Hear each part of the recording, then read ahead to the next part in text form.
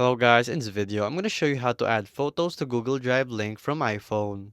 So to do this is pretty simple. So first you'll have to go to your G Drive and sign into your account and make a folder. So I've named it test right here for you guys. And to add photos to Google Drive here, it's pretty simple. So just press the plus button, upload the file, browse photos and videos, and then from here you can do so. So here I have some photos right here. So let's just say we want to add this one. And there you go. It's just that simple. Now it's uploaded. You can even rename it. You can manage its access right here. So I just renamed it test testing. So here we go. So let's just place test and Mustang right here. So there you go. So now this is accessible to anyone. So just have to copy the link. So as you can see, copy the link and send it to someone who needs it. You can also manage its access right here.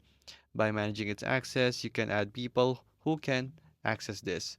So there you go. So that's how you add photos to Google Drive link to your iPhone. So if this video was helpful, please hit the like button and don't forget to subscribe.